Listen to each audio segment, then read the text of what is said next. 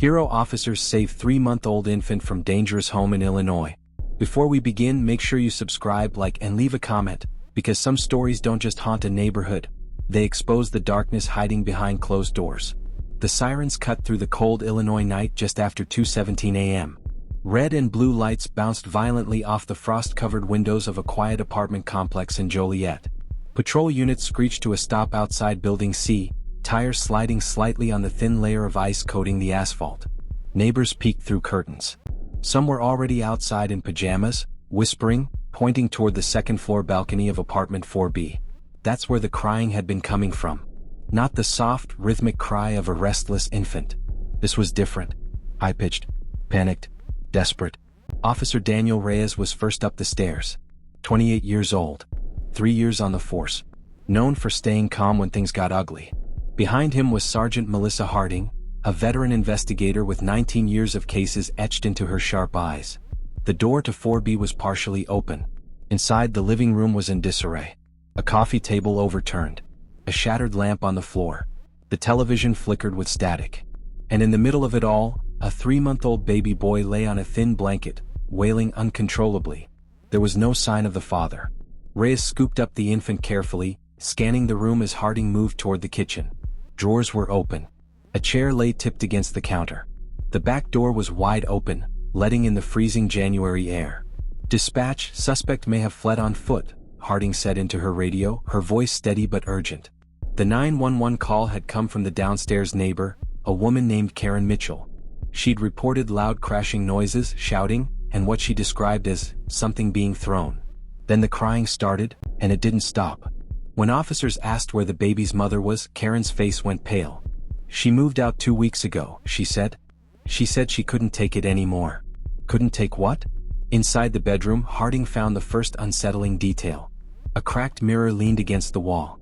On the dresser sat an unopened bottle of infant formula next to a stack of unopened mail. Final notice stamps. Past due warnings. One envelope bore the name of the father, Marcus Hale, 32. No prior violent felony convictions. But several domestic disturbance calls in the past year. None resulted in charges. Harding stepped onto the back balcony and looked down. Footprints. Fresh ones. Leading into the snow-covered alley behind the complex. And then, something else. Reyes called out from the living room, his voice tighter now. "Sergeant, you need to see this." Harding walked back inside. Reyes was holding the baby gently in one arm while pointing toward the couch with the other. There, partially hidden under a cushion, was a small digital recorder. Still on. Harding pressed stop. Then rewind. The room filled with audio from minutes earlier. Marcus Hale's voice. Agitated. Breathing heavily. "You think you can just leave? Take him away from me?" he shouted. Another voice, female, shaky, pleading. Then a loud crash. The baby crying. And finally, Hale saying something that made both officers freeze. "If I can't have my family, no one will."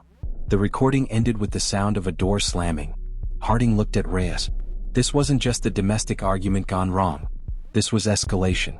And Marcus Hale had just vanished into the freezing night. But what truly unsettled Harding wasn't what was recorded. It was what wasn't. There was no sound of the mother leaving. No second door slam. No footsteps following Hale. Just silence, and the baby crying. Harding slowly turned toward the hallway closet. The door was slightly ajar. And from inside, barely visible in the shadows, was the edge of a woman's shoe. When they opened the closet door, what they found changed everything. The closet light flickered on, casting a pale yellow glow over a scene no one in that apartment complex would ever forget. Inside, crumpled against a stack of winter coats, was the baby's mother, Emily Carter. 26 years old. Bruised, trembling, but alive. For a split second, Harding thought she was too late. Emily's eyes were half open, unfocused. A strip of duct tape hung loosely from her wrist. Her breathing was shallow, uneven. "Emily? Can you hear me?" Harding knelt down carefully. Emily flinched at the sound of a voice. Then her lips trembled. He said he'd fix everything," she whispered. Paramedics rushed in moments later, gently pulling her from the closet and wrapping her in a thermal blanket. Reyes stood nearby, still holding the baby boy, whose cries had finally softened into exhausted whimpers. Outside, the alley had become a controlled chaos of flashing lights and officers canvassing the snow-covered ground. The footprints Harding had seen were fresh, but they stopped abruptly at the edge of the alley. No tire tracks. No continuation. It was as if Marcus Hale had simply disappeared. Back inside, Harding replayed the recorder again in her mind. The argument. The threat. The final door slam. But there was something off about it now. Emily had been in the closet the entire time. Harding crouched near the couch, examining the recorder more closely. It wasn't hidden by accident. It had been placed deliberately under the cushion, angled toward the center of the room. Someone wanted that audio captured. At the hospital, Emily's condition stabilized within hours. Bruising on her wrists and neck suggested a struggle, but nothing life-threatening. The baby was cleared medically, though Child Protective Services immediately became involved. When Harding finally sat across from Emily in the dim hospital room, the tension thickened. "Emily," Harding said gently, "where did Marcus go?" Emily stared at the wall for a long moment before answering. "He wasn't supposed to come home," she said. Harding didn't react, but inside, alarms were ringing. "What do you mean?" "I left him. I filed a temporary protection order. He knew he couldn't be there tonight." Her voice cracked. "He called me earlier, said he just wanted to talk." "Did you let him in?" Emily hesitated. "Yes." There it was. Emily explained that Marcus had been spiraling for weeks, losing shifts at work, isolating himself, accusing her of planning to take their son away. When she finally moved out, she thought distance would calm him down. Instead, he showed up with flowers. And an apology. "He was calm at first," she said. "Too calm." Harding leaned forward. "Emily, did he record that argument?" Emily's eyes widened. A flash of something, fear? Guilt? "I don't know. But you knew about the recorder?" Silence. A single tear rolled down Emily's cheek. "He said if anything happened, people needed to hear the truth." Harding felt a cold wave crawl up her spine. Truth about what? Before Emily could answer, Harding's phone buzzed. An officer from the crime scene unit. "Sergeant, you need to come back. We found something in the bedroom vent." Harding arrived 20 minutes later. The apartment was now sealed off, yellow tape fluttering in the freezing wind. In the bedroom, an officer carefully handed her a clear evidence bag. Inside was a second digital recorder. This one smashed, but not beyond recovery. Tech specialists had already extracted a portion of the audio. Harding pressed play. What came through was chillingly different from the first recording. It was Emily's voice. Not panicked. Not pleading. "Come, Cole. You said you'd never let me leave," she said on the recording. Marcus responded, confused. "What are you talking about?" Then Emily again, clearer this time. "I just need you to say it. That if I leave, you'll make sure no one else has me." Marcus laughed nervously. "Emily, that's crazy." The recording cut abruptly. Harding lowered the device slowly. The first recorder painted Marcus as a violent, unstable father making threats. The second one suggested something else entirely. Manipulation, staging, and possibly planning. Harding stepped back into the living room and looked around again. Overturned furniture, broken lamp, open back door. Was it chaos? Or was it theater? Then another officer rushed in, breath visible in the cold air. "Sergeant, we just pulled traffic cam footage from 2 blocks away." Harding turned sharply. "And?" The officer swallowed. At 2:21 a.m., Marcus Hale wasn't running through the alley. He paused. He was getting into a car. Harding's jaw tightened. What car? The officer handed her a still image printed from the footage. Behind the wheel was Emily Carter. And Marcus didn't look like he was escaping. He looked unconscious. Harding stared at the image, pulse quickening. This wasn't a rescue from an abusive father. This was something far more twisted. And Marcus Hale wasn't the one who had disappeared. He had been taken. The still image from the traffic camera didn't lie. Emily Carter's hands were clearly visible on the steering wheel. The timestamp read 2:21 a.m. In the passenger seat, Marcus Hale's head was slumped unnaturally against the window, his body limp, unmoving. Sergeant Harding felt the narrative collapse in real time. The city had already begun praising the heroic rescue of a baby from a violent father. News alerts were spreading. Social media was turning Marcus into a monster. But monsters don't usually look unconscious in the front seat of a car driven by the woman who claimed to be hiding in a closet. Harding immediately requested license plate recognition data. The vehicle, a gray 2012 Honda Civic registered to Emily, was tracked heading south out of Joliet just minutes after leaving the apartment complex. It never returned. Back at the hospital, Harding entered Emily's room without warning. Emily looked up slowly. Her face was pale, fragile, the the image of a survivor. "We found your car," Harding said calmly. Emily didn't blink. "We also found footage of you driving it, with Marcus in the passenger seat." A long silence stretched between them. Then Emily exhaled, almost relieved. "You weren't supposed to find that so fast," she said quietly. Harding didn't move. "Where is he, Emily?" Emily's expression shifted. The fear was gone. So was the trembling. What remained was something colder. "You heard the first recording," she said. "You heard what he said." "Yes," Harding replied. "And I also heard the second one." For the first time, Emily's composure cracked, just slightly. "You don't understand what it was like," she whispered. "Living with him. The control. The threats. The way he made me feel like I'd never escape."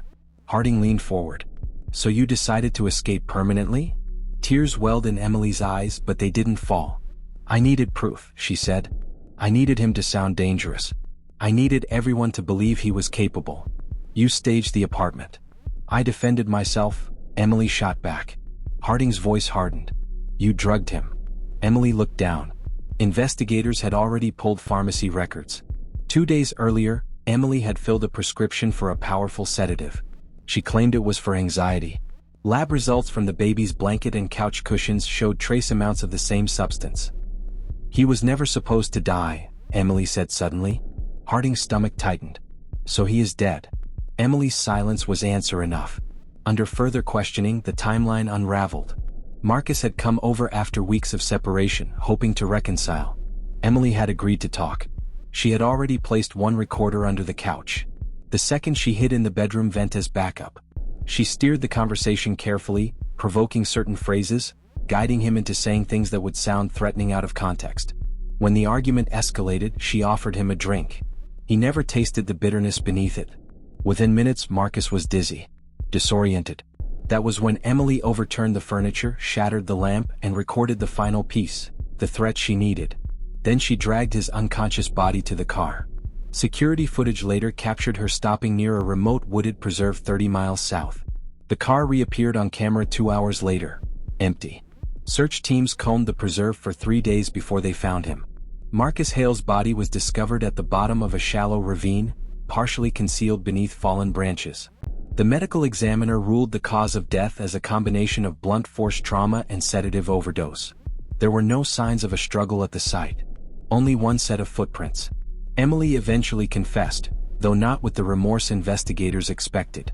"I just wanted my son safe," she said during her final recorded statement. "You think I wanted him growing up afraid of his own father?" Harding closed the case file weeks later, but something lingered.